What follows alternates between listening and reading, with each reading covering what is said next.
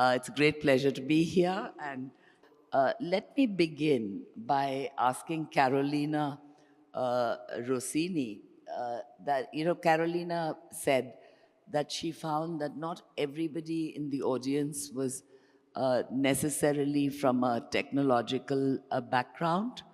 And she thought it would be useful if we kicked off by talking about what exactly we mean by digital public infrastructures. So, Carolina, over to you. Thank you so much, and it's an honor to be here with my great colleagues and to have met so many of you during these days. Thank you for being here on a Sunday morning instead of at the beach. So I really appreciate your energy for being here. And I'm actually originally from Brazil, being based in Boston, but I never left Brazil. And through the years, I worked on things from open educational resources to open source to digital inclusion, so far and so on. So actually, digital public infrastructure is not a new narrative, even if it's a new name.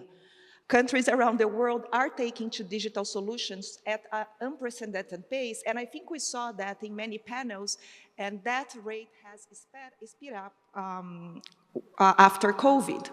While this digitalization process seems to be inevitable, countries still have the choice of deciding not only how to digitize, but most importantly, for whom.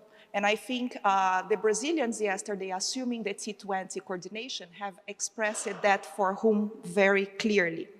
Within this context, we see the expansion of this narrative of DPIs, digital public infrastructures, which are personally considered a well-done digital transformation, or we could say a digital transformation with a purpose. DPIs, when implemented based on a system approach and is well done, breaks silos, thrives for interoperability, transparency, and an inclusive triad of transversal digital systems. And what are these triad? It's digital identity, payment systems, and data governance. And I purposefully use the word data governance and not data management because it became much more than the traditional data management regarding where you put the data, where the data is. But it's about thinking also about rights, so forth and so on. And when I say data governance, as I was mentioning, I'm not only referring to issues of where the data is, where the data is transiting to and from, where the data is deposited.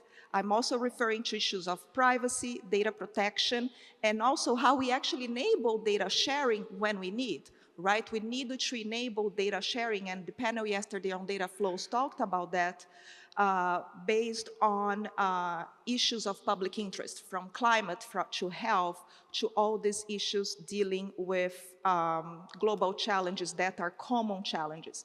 At the DataSphere Initiative, the think tank I co-founded, we say that we need responsible frameworks on data governance, so the value of that data is, generates equity to all.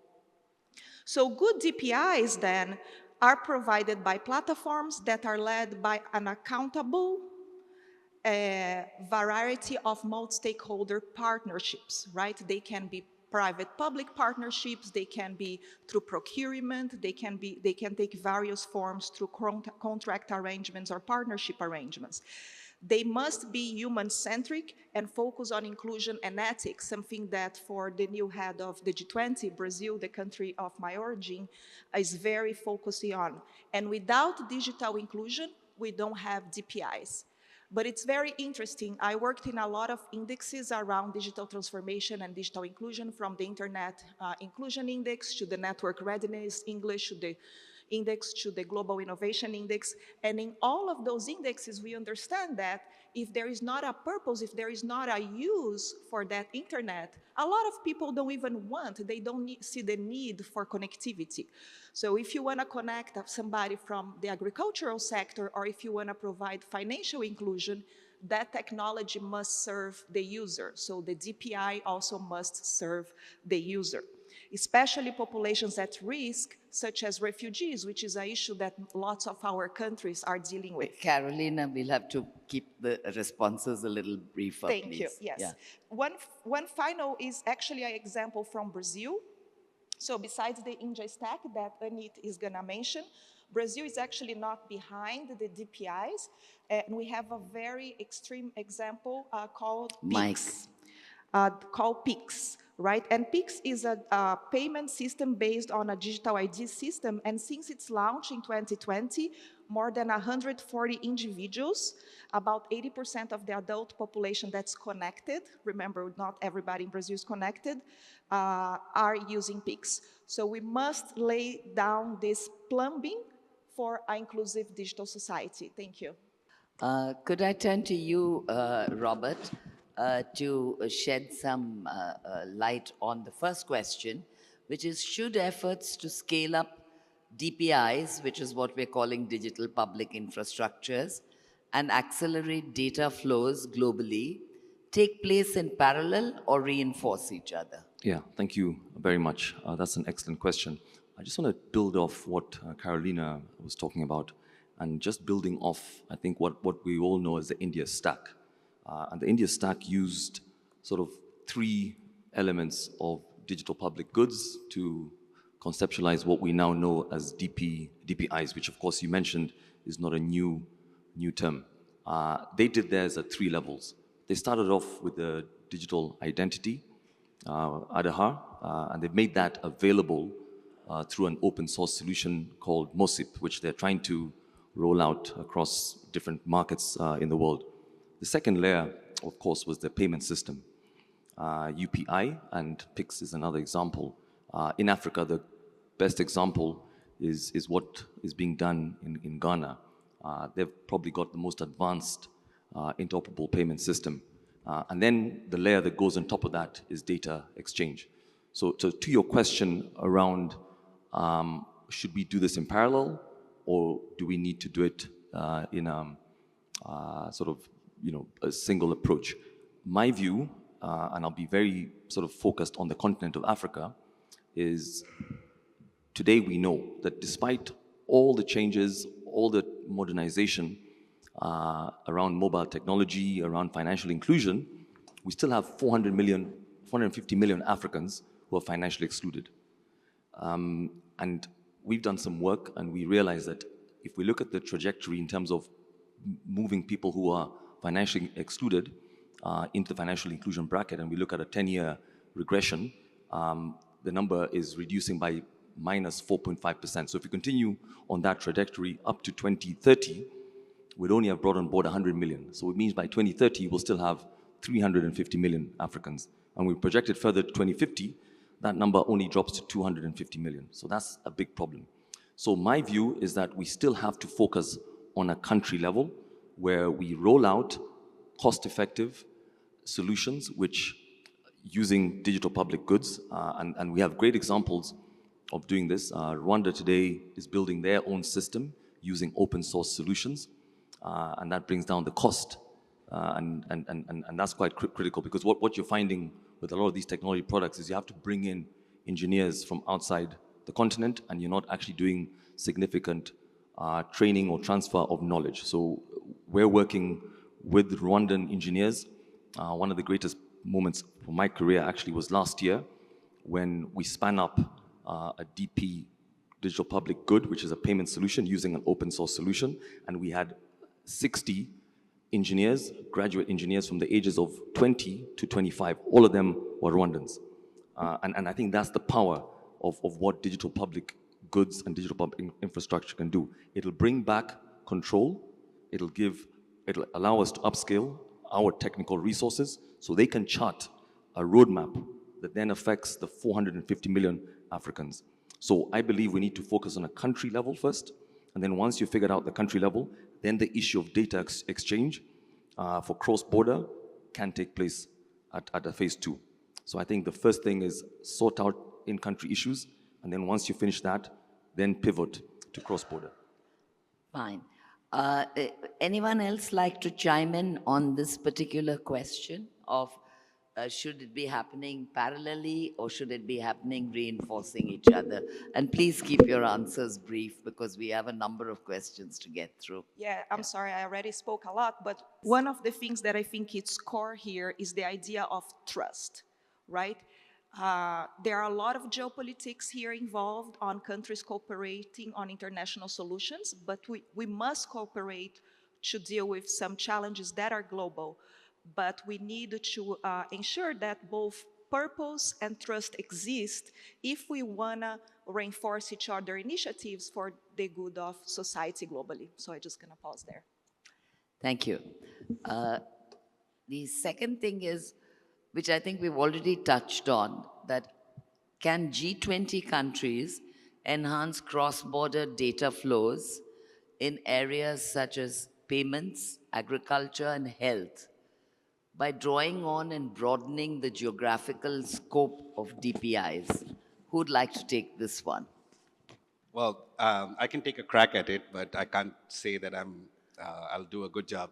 But let me just say that not every day in your life you get to speak in front of two presidents who have been my idols and have given us hope for the world. So I salute you, Your Excellencies. Thank you very much. So I think just taking off from what the discussion has been until now, so as somebody who has been associated with what we now call DPI, but when we started with Aadhaar about 14 years ago, we had no idea what we were doing. I'm an economist in the middle of a group of technical people talking about biometrics and IDs. But what was important, and I'll come to the G20 issue, but what was important is that when you went to any public district court in India, in the rural areas, you will find a line of people in front of the notary trying to prove their identity, trying to prove who they claimed to be, not who they were. And there were 25 ways of proving who you were in front of a court and a notary, and that cost a poor person about 10 days of wages. And just the fact that you could have one number linked to your biometrics and that could prove who you claim to be, I think reduced the costs of just proving who you were for especially a poor person. I come from a middle-class family, so it was not a difficult thing for me, but that is what I think Aadhaar at the base level and any ID system which helps people prove who they claim to be in a cost-efficient manner is what digital public infrastructure is. It changes the lives of people on the ground.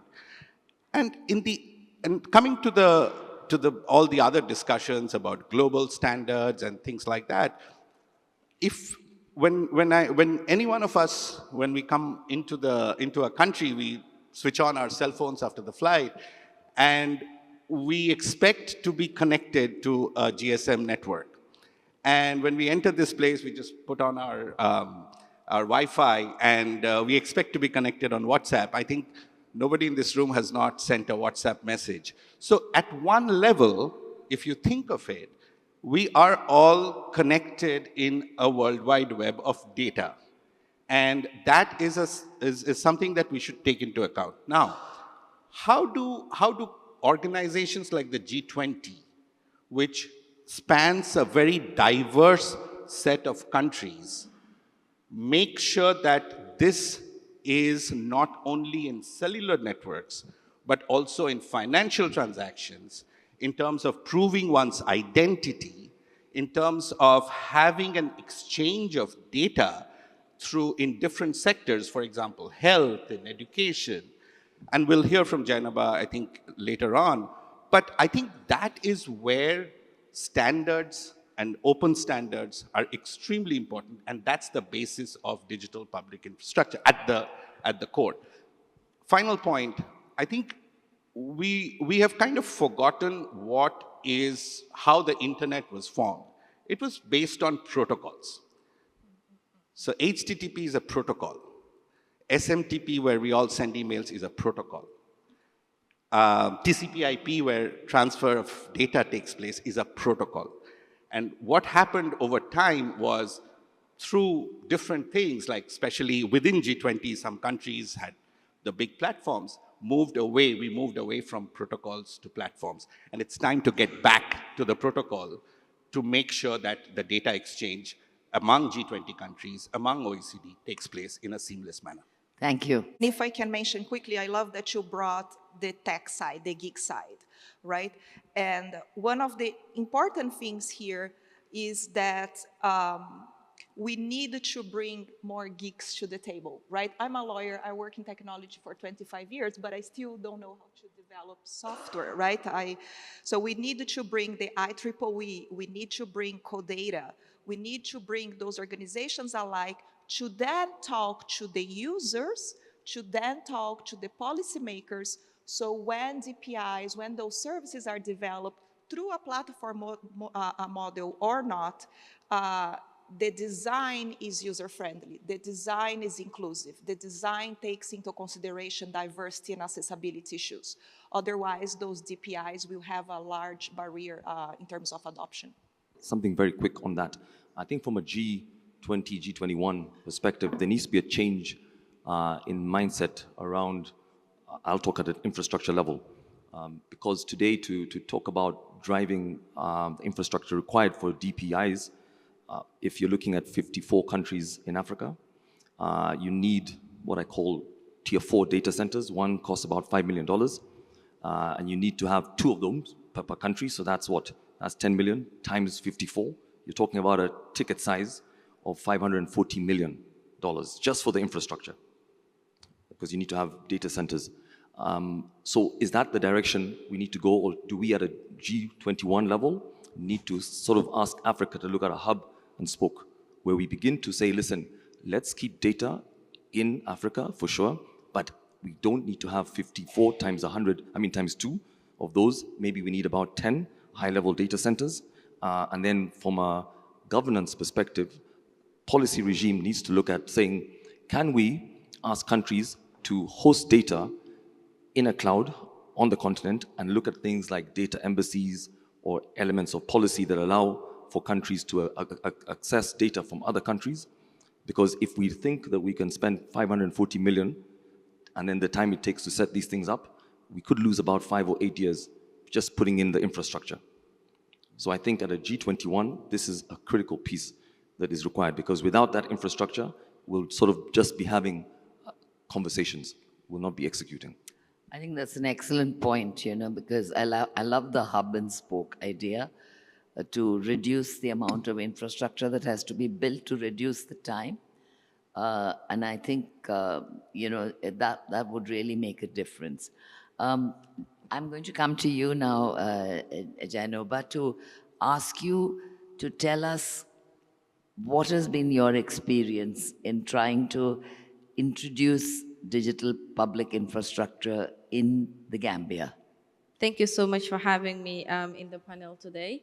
I am a young graduate student from the Management Development Institute, and I am here to share my story, a use case where we are using digital public infrastructure to transform my life and other young people, playing an active role in the digital transformation efforts globally, and especially the global south, which is, Gambia in particular. So the thing why I am interested in digital public infrastructure, I started my journey 2 years ago when I was thinking of doing physiotherapies, which is far away from technology. But there was a story I shared in Kigali Global Dialogue, and I think I'm going to share it today here again, which inspired me to be in DPI, to help to learn and inspire young people like me to be in DPI. So the story was about a woman who was in labor, who was giving about to give birth, and I I forgot to say that I am part of the Red Cross. I am volunteering. I've been volunteering in the Red Cross for over years. So in my neighborhood, the woman was in labor and she was about to give birth, and we don't have easy mobility access in the Gambia. Some people, I've talked to some people here, and I was talking about Open Gambia network, which I will talk about, and they were telling me where is Gambia located in the world, and I show them in the map that Gambia is, with in Senegal, not. We're surrounded by Senegal. So this woman was in labor, and at 3 a.m. at night, and we couldn't find access. We couldn't access a mobility for us to take her to the hospital. So it was very difficult for us to take her to the hospital, and unfortunately, she gave birth outside the house, so which was very unhealthy, and it was risks for her and the baby. So at that time, like I was doing my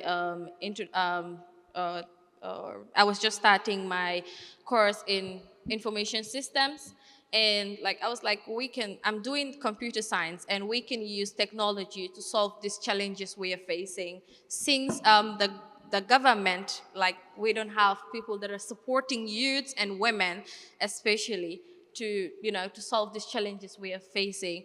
So we have, like, they introduced me to Foundation for Digital Economy, where a need is, and it was they teach us on digital public infrastructure. They let us know what is digital public infrastructure and how we can use it to transform into the digital world. So I started learning about it like early this year, and here we are. We are launching Open Gambia Network in on Saturday next week, 2nd December, and it's a success because we were imagining how we can use DPIs to solve these issues that Gambia is facing. At large global south, but here we are launching the foundation, which is concentrating on transforming health sectors, mobility sector in the Gambia, hospitality, education, how we can make life easy for Gambian citizens at large. So we are starting with retail sector, where we can bring all these retail players in, not only in the city, but local retail players. We can bring them in this platform, where is open network platform, where all these people can be. Like, for example, we can have like someone like the one we are launching. We have a company that sells groceries, and we have a company that does deliveries, and we have a company that does digital payments. So we were thinking about how we, bring all those retail players in one umbrella, so that they can communicate and speak the same language without you without you going to different applications, buying things. It costs a lot, like resources, internet, and money. So we're building this open platform. We being compliant to like make life easy for the citizens in the Gambia. So this project will be launched 2nd December, and our focus is to make life easy for the Gambian citizens by using the DPI, digital public infrastructure. Thank you. Thank you so much. I think what you've done, Jainaba, is to really remind us what levels of technological expertise are there in the world, because you pointed out to us that the very basic levels are lacking in certain countries, right? And we who have perhaps more advanced technologies, even in the global south, cannot ignore the needs of countries that need to build from scratch. So I think that's a very valuable lesson that all of us should keep in mind. And simply because our own countries have got advanced technologies available to us, we should not forget the needs of those who need these basic technologies to survive, and so on. So I'm sorry, we actually are running short of time, and we need to also move on to a question. So I'll end with my last question, which is, what kinds of trust and confidence building measures can nations engage in to consider a rapprochement between DPI and the cross-border data flows? We've covered it to some extent, but if any of you would like to comment on this in more detail, please feel free. Sure, I can kickstart then. One thing I also want to build from Jais, if you allow me, she said her nickname was Jais back there, is actually, I've done a lot of travel in Brazil and Africa. And actually, the amount of innovation that's coming from our countries. So I don't want to even say that we are behind, because especially at SMEs and startups, it's incredible. But to allow for that innovation, then I can talk about the DPI requirements, right? Those DPI requirements are clear governance, increased trust. Robert mentioned open source. If the government's going to build a platform, DPI, that platform needs to be open so local communities can build upon that platform to deal with local needs. We need to have strong interoperability and portability rules, so you also have competitivity for the private sector, building from the public infrastructure. You have to have openness, right? But that does not trump privacy and data security. You have to allow, as I mentioned, easy DPI connections through APIs, right? You will have to have Mike, this user-centric design. And finally, you have to have systems of assessment and accountability to make sure that we are using DPIs for good and not for surveillance of citizens. With that, we're nearly at the 10-minute mark. So before we discuss any further, I just wanted to check if there are any specific questions or queries. Yes, please. I'm supposed to say that my panel is my favorite panel, but I have to say that this is my favorite panel. This is digital public infrastructure, is why we came here, and we look to India for precedents, especially on the Digitlocker Authority. The question is, we have a challenge in the Philippines wherein our data is owned by banks. We couldn't even go get our own data and not pay 150 pesos, which is $3 per page. I want to know, what is it that we can do from the private sector to trigger, I don't know, do we license India's Digitlocker Authority? What can we do on the private sector to trigger more developments in digital public infrastructure? Thank you. Who would like to take this one? Can I take Yes, that one? please. Thank you. So I totally agree. So the problem with us, and we have been grappling with this in many countries, including in India, is that the public data has become, private data is in private hands, and it's not in a public record, and therefore to access that you need to pay.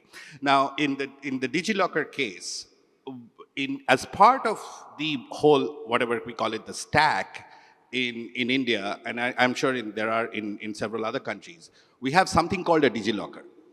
And so the Digitlocker keeps a digital mirror of a physical document. So for example, you can ask for your certificate, an education certificate, to be sent to your Digitlocker. And how it is then transferred is through a data exchange layer where you give permission either one time, or you can give, it's like any other website that you give a permission to use cookies, right? So you can give a one-time permission, or you can give a permanent permission to your bank, a permanent one, or multiple ones, or to a credit agency, and then the person owns that locker and the data, right? And therefore you change the power dynamics between the private sector, private player who's housing your data, and your data remaining in a public infrastructure. And that's the difference that we are trying to make. It's hard. It's really hard because our data has been shared so many times that it's difficult to pull it back. But once we start, you can start the process of now anything new which is coming, like your certificate of education, can be put to the Digitlocker. Can I just add to that? Yeah, from a private sector perspective, it's very difficult, but really it's just around regulation, regulation, regulation. We've really got to push the regulators to push for open finance so that the data then goes back and is owned by you, the consumer. And then you move to what I call a digital supermarket. But without the regulator coming on board, that will be a problem. Yeah, I couldn't agree more. It's about regulation for portability. We need that so people really get the benefits of their own data.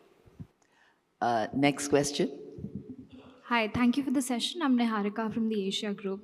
Firstly, Carolina, absolutely agree on the bit about digital trust, especially for countries like India, where we're putting data principles at the center of data flows. My question is broadly about the private sector, what your views are on expanding the role of private sector in the DPI ecosystem across layers, so infrastructure, tech, application layer.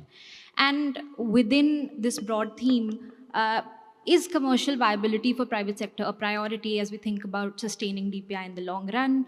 Are we thinking of incentives in the open source ecosystem? Are we thinking of incentives being built into design of DPI? So just a broader private sector involvement question.